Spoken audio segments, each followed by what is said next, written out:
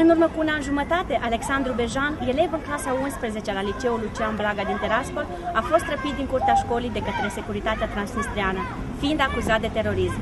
Din acel moment, viața sa s-a transformat într-un adevărat calvar.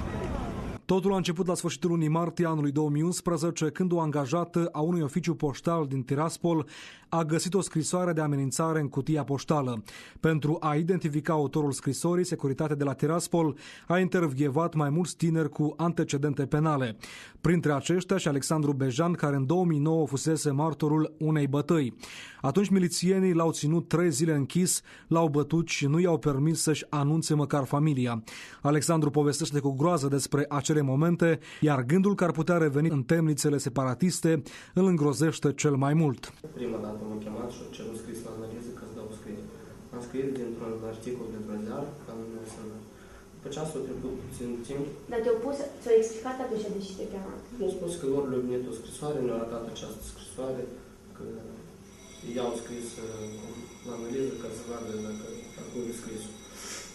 Atunci am scris din ziar, după ce a trecut vreo 2 luni și m-a chemat încă o dată și am scris tot din ziar. Am mai trecut niște timp, de-mi era anul acesta, pe mine m-a chemat și am rugat să scriu fix în fix cum în scrisoarea aceea de 8 exemplare. Trecuseră 2 luni, iar Alexandru aproape că uitase de acea întâmplare, crezând că a fost un control formal prin care trebuia să treacă toți cei care au avut antecedente. Nu avea de ce să se teamă, susține Alexandru, fiind mai mult decât convins că acea scrisoare n-avea nicio legătură cu el. Dar n-a fost așa. Într-o dimineață, aflându-se în curtea școlii, după prima oră, a fost dus forțat de către 2 bărbați la sediul KGB-ului din Tiraspol. S-au prătit 2 bărbați și m-au luat și cu mașina ne-am dus la KGB. Nu, acolo m-a ținut de la orele 9 până la orele 3 și am influențat asupra mea psihologică să recunosc vină. Mai mult de atât, nu i-a oferit măcar câteva minute pentru a anunța pe cineva dintre colegi sau din administrația liceului. Fiind la sediul securității, a cerut de mai multe ori să îi se ofere un telefon pentru a-i comunica mamei sale că a fost răpit, însă a fost refuzat și de data aceasta. Semnesc dacă n-a semnesc că deodată să mă închidă și să mă închidă acolo cum m-am lămurit, ca să-mi dea că cel puțin 16 ani. După 6 ore petrecute la KGB, în care a fost supus mai multor intimidări, a urmat o percheziție la domiciliul lui Alexandru. Percheziție e mult zis, s-a uitat superficial prin sertare, pe masă, în dulap. Мы понимаем, что мы здесь ничего не найдем, мне отвечает. Я говорю, тогда почему вы вышли на него? Он мне ответил также в глаза, сказал, вы понимаете, мы сказали, ну либо он подписывает бумаги, и он идет до суда на свободе, либо он не подписывает, и мы сразу спускаем его в подвал СИЗО до выяснения этого дела. Сказали, что ищем ртуть в вашей квартире. Конечно, мы ничего не нашли.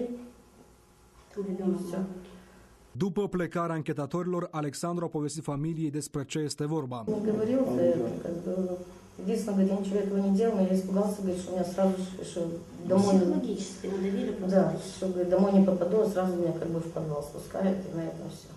Între timp, familia lui Alexandru a găsit un alt avocat care să-i apere interesele în instanță. Dar așa cum susține mama sa, nimeni din avocații din Tiraspol nu vrea să meargă împotriva KGB-ului. Și aceasta le-a spus că unica soluție este să-și recunoască vina, deși l-au plătit în prima tranșă cu $400. Адвокат ему сказали, подписывай, потому что отсюда не выйдешь иначе. Сам же посоветовал адвокат ему. Потому что тебе выхода другого отсюда нет. Ulterior, Alexandru Bejan a fost chemat la procuratură, unde la fel i s-a recomandat să-și păstreze declarațiile precum că ar fi el autorul scrisorii, pentru că dosarul urma să fie trimis la judecată. Pe 24 august urma să aibă loc primul proces de judecată, însă pentru că a lipsit avocatul, procesul a fost amânat pentru 14 septembrie. Ziua de 14 septembrie a fost una grea nu doar pentru Alexandru, ci și pentru toți cei care îl cunosc. Mama lui Alexandru a fost sfătuită de avocat să-i pregătească lucrurile necesare pentru închisoare, pentru că nu există altă soluție. Data de 14 septembrie când a fost, înainte de asta, cum am stat de vorbă cu avocatul, și avocatul a spus că trebuie de dată, nu cum să mă îmbrac călduros, să ne iau cu ceai, biscuiți, bani, din mâncat ceva. Că după judecată, 100% pe mine mă închid. Alexandru n-a mers singur în sala de judecată. I-au fost alături profesorii, toți colegii de clasă și familia, dar și un reprezentant al misiunii OSCE la Chișinău. Nu, ne-am urcat toți, dar nu am tras. Două treimi au rămas, că n-au putut să intre, o treime din toți oamenii care au fost au intrat. Noi am fost toți împreună și am insistat să intrăm în sală și să nu ne-au permis și au intrat doar doi de... Deși cunoșteau că nu este vorbitor nativ de limbă rusă, nu i-au oferit un traducător. Totul s-a întâmplat atât de repede încât Alexandru n-a înțeles prea multe din cele discutate în judecată. Procurorul s-a sculat, repede citit. Și asta e, și judecătoarea mă întreba ceva, dar eu nu prea bine înțelegeam. Că vorbea repede sau... Repede și cuvintele, cam nu erau clare pentru mine. O atmosferă apăsătoare, foarte... Deci, nu putea... Alexandru stătea și nu putea spune practic nimic, fiindcă nici nu-i permiteau să vorbească. Și îi dădeau niște întrebări, așa că el, învățând limba română, și nu știa sensul la toate cuvintele în limba rusă. Eu, în primul rând, nu recunosc această judecată, fiindcă sunt în regiune nerecunoscută de nimeni.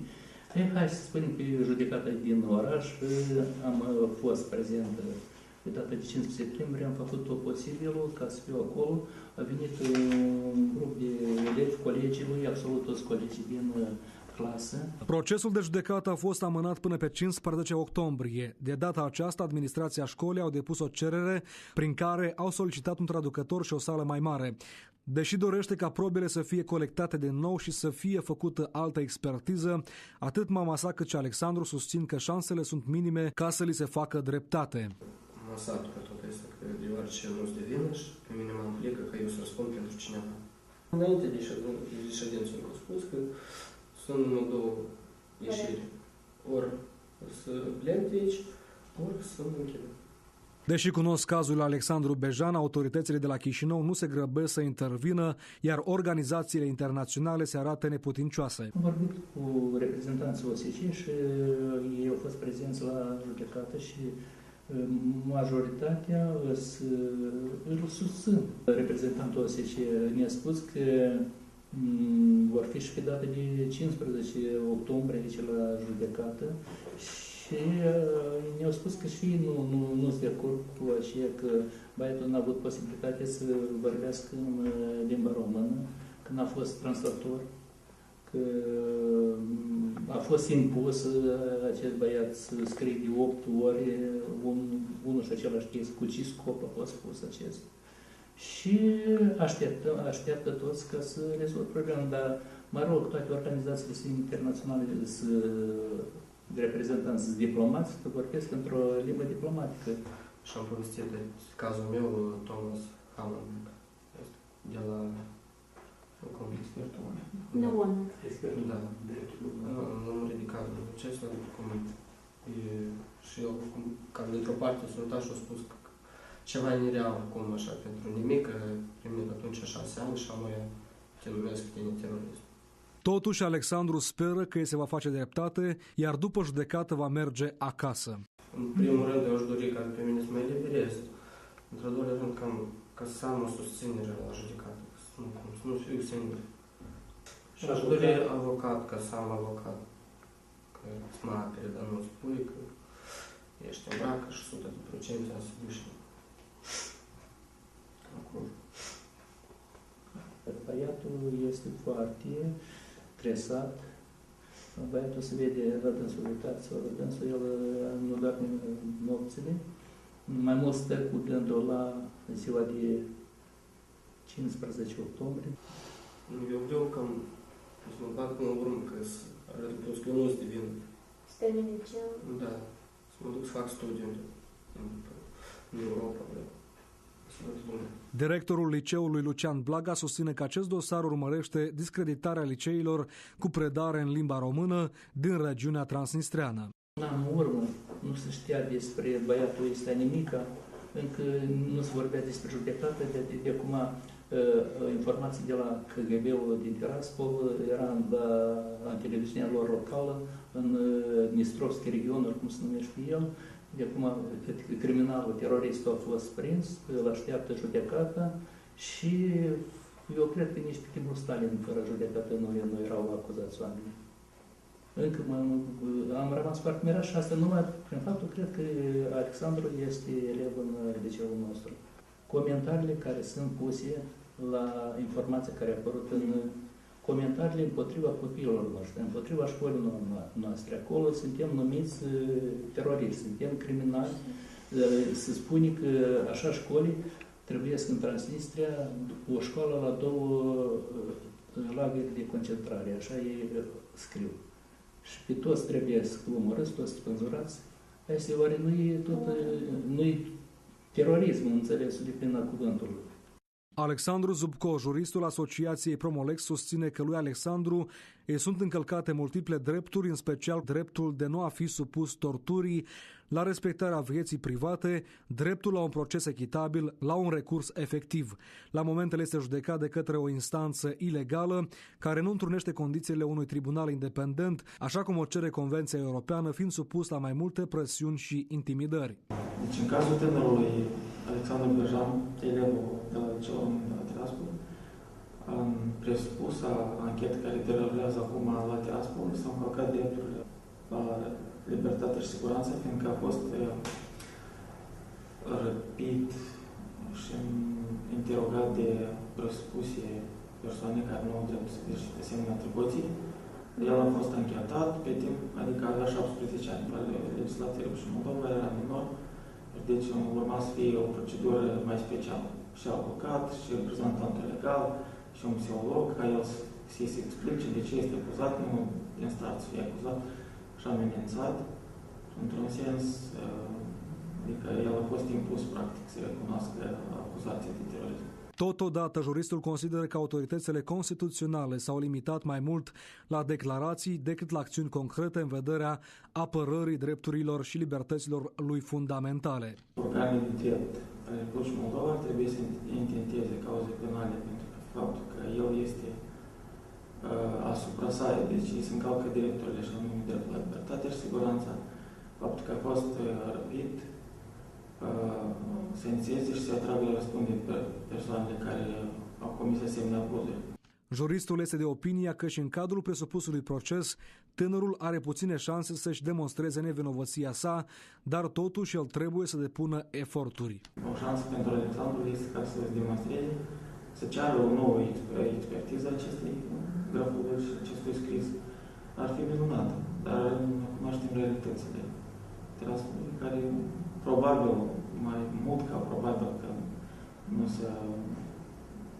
nu se meargă spre acest tânăr să fie declarat nevinovat. Se meargă spre declararea lor vinovată, în sens că se mai tensionează relația? Mai tensionează relația, demonstrează că, uite, noi, servicii de securitate, avem cu ce lucra, avem regiuni teroriști, care trebuie să-i prindem, trebuie să demonstrăm, că se legitimizează într-un sens. Dumnezeu să mai inspire și poți în rândul tinerilor și de ce nu bate și în liceul român de la Tiraspol, predarea în grafie latină. Anul acesta, Alexandru urmează să susțină bacalaureatul, după care dorește să plece cât mai departe de orașul care, zice el, i-a nefericit adolescența. Următorul proces urmează să aibă loc pe 15 octombrie. Între timp, Alexandru și familia sa speră ca autoritățile de la Chișinău să intervină cumva pentru a-i se face dreptate.